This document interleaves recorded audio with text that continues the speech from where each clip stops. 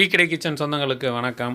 இன்றைக்கி நம்மள நிறைய பேர் சின்ன குழந்தைகளில் வாங்கி சாப்பிட்ட 90s கிட்ஸ் பெட்டிக்கடை பால்கோவா எப்படி செய்யலான்னு தான் பார்க்க போகிறோம். அன்றைக்கி நம்ம கடைகளில் சாப்பிட்ட அந்த டேஸ்ட்டை அடிக்கிற அளவுக்கு இன்றைக்கி வித்தியாசமான ஒரு காம்பினேஷனில் சூப்பராக ரெடி பண்ண போகிறோம். மிஸ் பண்ணாமல் இதே மாதிரி செஞ்சு சாப்பிடுங்க.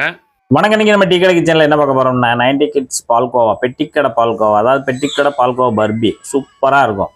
அது ஒரு எளிமையான முறையில் நம்ம செய்ய போகிறோம். இதுக்கு இன்றைக்கி நம்ம பொட்டுக்கடலை தான் எடுத்துருக்கோம். பொட்டுக்கடலை, உடச்சக்கடலை, பொரிக்கடலை, இது மூணுமே ஒரே இதுதான். இது நல்லா பொறுன்னு இருக்கக்கூடிய கடலையாக வாங்கிக்கிறணும். அதான் நமக்கு நல்லா ஈஸியாக இருக்கும்.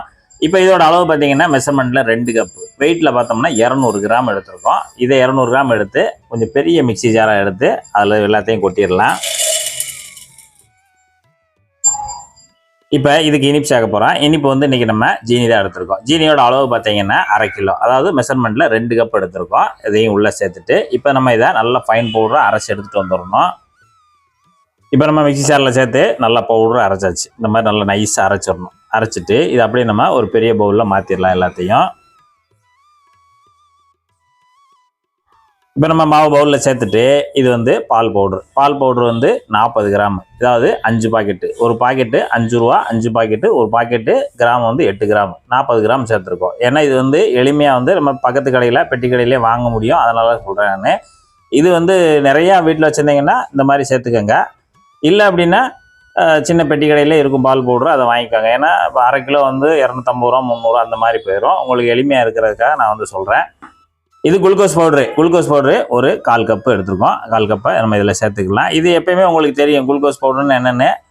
இந்த மாதிரி ஒரு டப்பாவில் இருக்குள்ள குளுக்கோஸ் பவுடர், நம்ம எனர்ஜிக்காக குடிப்போம்ல, அந்த குளுக்கோஸ் பவுடர் தான் இது. நம்ம இதில் சேர்க்கும்போது நம்ம அந்த பர்பியாகவும் அந்த பால்கோவா சாப்பிடும்போது நல்ல ஒரு டேஸ்ட்டாகவும் அந்த ஒரு கூலாக இருக்கும் சாப்பிடும்போது. அதுக்காக தான் நம்ம இதை கொஞ்சமாக இதில் சேர்த்துருக்கோம். இது நல்லாயிருக்கும். ஒரு முறை இந்த மாதிரி ட்ரை பண்ணி பாருங்கள்.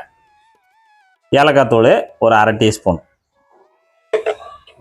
இப்போ நம்ம எல்லாத்தையும் ஒரு தடவை நல்லா கலந்து கொடுத்துக்கலாம். பால் பவுட்ரு, குளுக்கோஸு, ஏலக்காய் பொடி எல்லாத்தையும் சேர்த்து நம்ம நல்லா ஒரு தடவை கலந்து கொடுத்துடலாம். இப்போ நம்ம நல்லா கலந்தாச்சு. இது அப்படியே இருக்கட்டும். இப்போ நம்ம அடுப்பில் இந்த மாதிரி ஒரு சின்ன கடாயை வச்சுட்டு அடுப்பத்தை வச்சாச்சு. கடாய் சூடாகிட்டுருக்கு. ஒரு 1/2 கப்பு நெய், 1/2 கப்பு நெய் இதில் சேர்த்தாச்சு. அந்த எம்எல்லில் வந்து 125 ml வரும். அதையும் நம்ம எல்லாத்தையும் வலிச்சிட்டு உள்ளே சேர்த்தாச்சு. நம்ம முழுமையாக நெய்யில் கூட செய்யலாம். நம்ம வந்து இன்றைக்கி பாதி நெய் சேர்த்துருக்கோம், பாதி எண்ணெய் சேர்க்க போகிறோம். இதோட சேர்த்து 100 ml எண்ணெய், அதாவது வாசனை இல்லாத எண்ணெய் 100 ml, ஒரு 1/2 கப்பு இதில் சேர்த்துக்குவோம். இது நல்லா சூடாகி வரட்டும். இப்போ இந்த கடாயில் எண்ணெயும் நெய்யும் சேர்த்து நல்லா சூடாயிடுச்சு. கிட்டத்தட்ட ஒரு 3 நிமிஷம் சூடு பண்ணியிருக்கோம். நல்லா சூடான உடனே இப்போ ஸ்டவ் ஆஃப் பண்ணிவிட்டு இந்த கடாயில் இருக்க அந்த சூடான எண்ணெய் அப்படியே தூக்கிட்டு வாங்க. இது வந்து இங்கே ஏற்கனவே நம்ம மாவு கலந்து வச்சுருக்கோம்ல, அந்த மாவில் அப்படியே ஊற்றிடுங்க.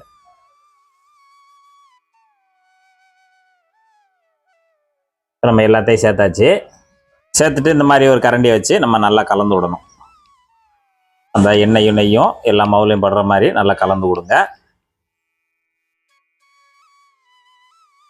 இந்த மாதிரி நம்ம ஏற்கனவே சூடாக ஊற்றிருக்கோம். அதனால் இந்த மாதிரி ஒரு நல்லா நெகிழியான கரண்டியை போட்டு நல்லா இந்த மாதிரி கலந்து கொடுங்க.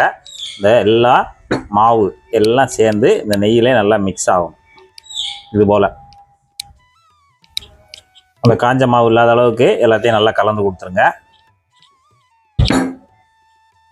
இப்போ நீங்கள் வீட்டில் பண்ணும்போதே இதில் பாதி கூட பண்ணலாம். இது நிறையா இருக்குன்னு தெரிஞ்சிச்சுன்னா நம்ம சொன்ன அளவுகளில் பாதி கூட பண்ணுங்கள். ஆனால் முழுமையாக நெய்யிலே கூட பண்ணிக்கலாம். வீட்டில் வந்து நம்ம ஹெல்த்தியாக சாப்பிட்ணுன்னு நினைக்கும் போது நெய்யிலே கூட பண்ணிக்கலாம். இப்போ நமக்கு நல்லா கிண்டி எடுத்தாச்சு. இப்போ நம்ம பால்கோவா பர்பியாக நம்ம எடுக்கணும். அதுக்காக இந்த மாதிரி சின்ன ட்ரேயில் கீழே வந்து பட்டர் ஷீட் விரிச்சாச்சு. விரிச்சிட்டு இப்போ நம்ம கலந்து வச்சுருக்கக்கூடிய அந்த பர்பி மாவு, அந்த பால்கோவா மாவை அப்படியே உள்ளே சேர்த்துடலாம். இப்போ நம்ம அந்த மாவை வந்து கலந்து வச்சுருக்க மாவை எல்லாத்தையும் நல்லா இந்த ட்ரேயில் நல்லா பரப்பி கொடுங்க. அதாவது நம்ம எந்த கணம் வேணுமோ அந்த கணத்துக்கு நம்ம பரப்பி கொடுத்துக்கலாம். இந்த ட்ரேயில் போட்டு நல்லா பரப்பிட்டு இந்த மாதிரி நல்லா தேய்ச்சி வலுன்னு தேய்ச்சி கொடுத்துக்கணும் சமமாக. நமக்கு இது ஒரு 1/4 மணி நேரம் நல்லா ஆறி வரட்டும். ஆறின பிறகு நம்ம ட்ரேலேருந்து கட் பண்ணி எடுத்துக்கலாம். இப்போ நமக்கு 1/4 மணி நேரமாக இந்த ட்ரேயில் உள்ளது நல்லா ஆறி செட் ஆயிடுச்சு. இப்போ நம்ம இதிலேருந்து வெளியில் எடுத்துக்கிடலாம்.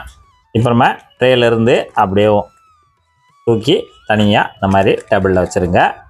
இப்போ நம்ம கட் பண்ணிக்கலாம். பர்பியை ஒரு ஷார்ப்பான கத்தியை வச்சு அப்படியே லேசாக ஒரு அமுக்கு, அவ்வளோதான். லேசாக அமுக்குனா போதும், பதிச்சு விட்டால் போதும். அதனால் நமக்கு கட் ஆயிரும்.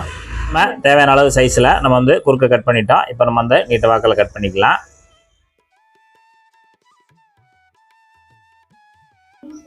இது போல் கட் பண்ணிடுங்க. மீதம் இருக்கிறதையும் இப்போ நம்ம நல்லா சூப்பராக கட் பண்ணியாச்சு. இப்போ இதிலேருந்து ஒரு பீஸ் எடுத்துக்கலாம். இந்த மாதிரி ஒரு பர்பி எடுத்துகிட்டு பிச்சு படக்குன்னு திங்கக்கூடாது. கொஞ்சமாக தான் எடுக்கணும். அப்படி கொஞ்சமாக எடுக்கணும்.